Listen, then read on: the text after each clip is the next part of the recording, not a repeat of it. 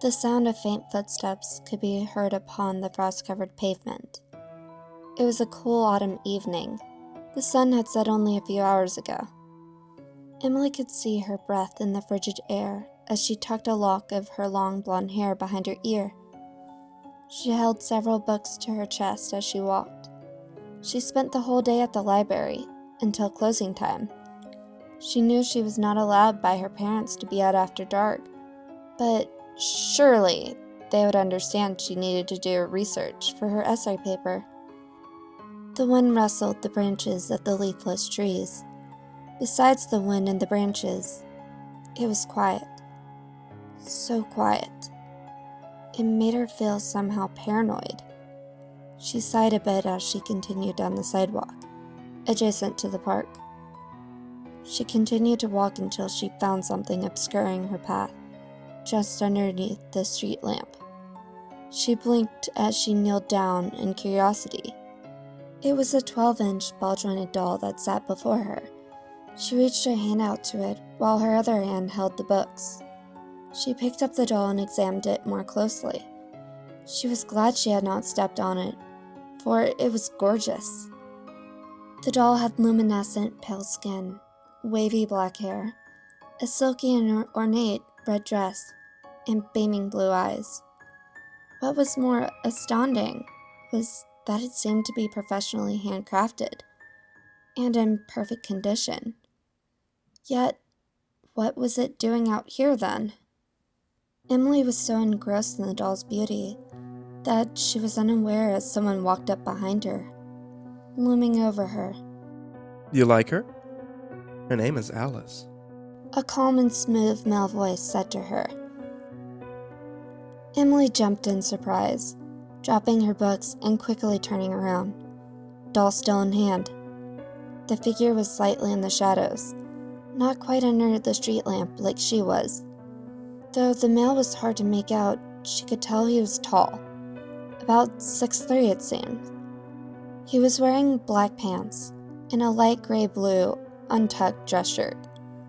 His hair was black, messy and long, reaching his lower and middle back. His face, however, was hard to make out with the shadows, plus his long messy bangs made it even more difficult. She's yours? She asked the stranger, trying to regain composure. Why, yes, of course. I made her myself. What do you think of her? He asked, voice still calm, inviting even. You did really? She's absolutely gorgeous, Emily told the man. It was not a common thing for her to speak with strangers, but he didn't seem like a threat. He sounded nice. The man smiled to her.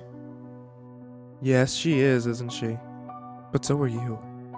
I bet you would make a much more lovely doll than she would. He told her. Emily blushed a bit at his comment, and, though flattered, felt a bit uncomfortable by it as well. Oh, thank you. Well, I should be getting home, she said, kneeling down to pick up her books and scattered papers, setting the doll aside on the sidewalk. Let me help you with that, he said, kneeling down as well, helping her pick up the papers. She looked at him. No, you really don't. She started, but cut herself off with a gasp as she got a look at his face under the light of the street lamp. He had a long, pale face with 2 small scars coming from under his left eye, which was a stormy blue color. He had another small scar over his right side of his mouth, and yet another that reached from the lower right side of his face, across his nose to his upper left cheek. But what was most unsettling was the X-shaped stitching on the right corner of his mouth, keeping upturned into a permanent smile. And his right eye. It was horrific. It did not even appear real. No, it wasn't. It was glass. The eye was that of a life-size doll. It appeared the man had gouged out his original eye to replace it with the one which was a pinkish red in color, seeming to have a faint luminescence to it. She again dropped any books or papers in her hands, falling backwards, saving herself with her palms, scraping them. She scrambled to get up and turned to run from the young man. She was not even able to take a few steps away before he already had his long arms wrapped around her. She struggled and screamed, "Somebody help me!" Shh, my doll. Everything will be all right. Let me make you beautiful. He whispered into her ear as he moved his hand with a cloth in it over her nose and mouth. The smell of chemicals was forced into her nasal passage. She tried to hold her breath, but it was already too late. The world around her got fuzzy, and then everything went black. Eventually, Emily's eyes began to flutter open. At first, everything was a blur. However, things soon became clear. She was in a dark room, only lit by moonlight shining through a half-boarded-up window. She was sitting in a chair, and she could see things laid out on the floor before her. Different doll parts lay on the floor: heads, limbs, torsos. There were also a set of knives, scalpels, and clay working knives laid on the rag stained with blood. Emily started to panic, feeling her heart jump into her throat. She wanted to quickly escape this nightmare, but to her horror, she found that she could not move. Her body was like a rock. She could only move her eyes, which were now darting around the room in panic. She looked down at herself. Her hands were folded in her lap, and she was no longer wearing her blue jeans, t-shirt, and hoodie. She was now dressed in an ornate gown made of dark blue silk with white lace and ribbons, including a red sash around her waist and a pink bow at the bust under the ruffles that covered her upper chest. She wanted to cry for help, but that was also no use. It seemed her lips were glued together. She whimpered as salty tears rolled down her cheeks. Out of the shadows approached the tall, thin figure from before. He went up to her, a smile on his lips. Oh, you're awake. How lovely, Emily. He said with his smooth voice. Her eyes looked to him in fear. How did he know her name? Had he been stalking her? Or had he gotten her name from her books? Either way, it didn't matter right now. She was in the hands of this monster. I'm gonna make you beautiful, okay? Don't worry. I'm sure you've learned that you can't move, so you won't make me mess up. He told her. Emily whimpered more, internally screaming. First off, we must give you a smile. He told her and lifted a needle to her face.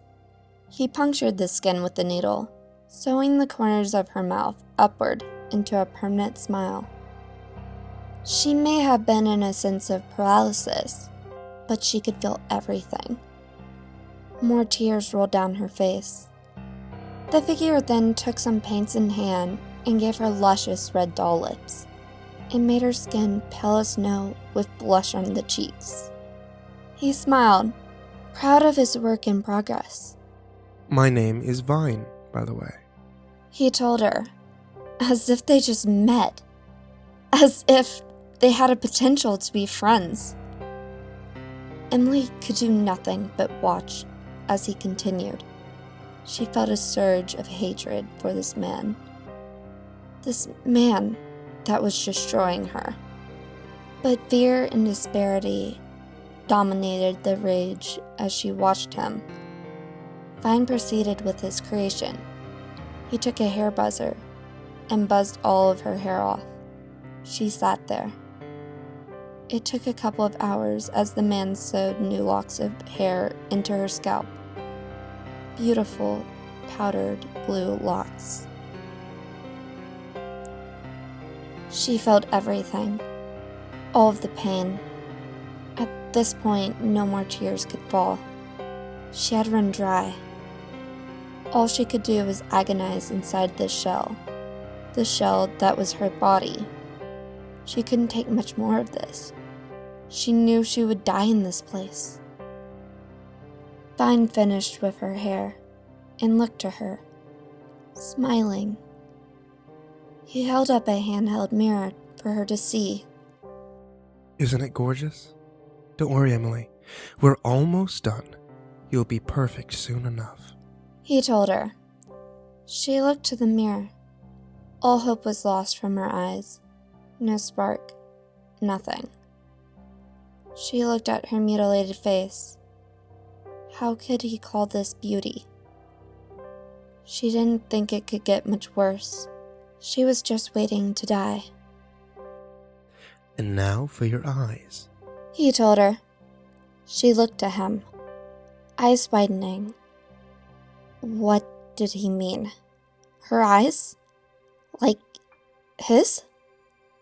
Before she could even process what was about to happen, he dug his fingernails with his long, unkept nails into her eye socket, digging her eyeball out. Blood gushed. Her screams were muffled by her closed lips. Her remaining eye rolled back in pure pain. Vine then proceeded to do the same to the other, digging it out with his fingers. He smiled, feeling accomplished. He looked over her face. The blood has ruined some of your makeup. Perhaps I'll do the eyes first next time. He told her. She was no longer listening. She couldn't. She was withering in pain on the inside and growing weaker by the moment, holding on by merely a thread.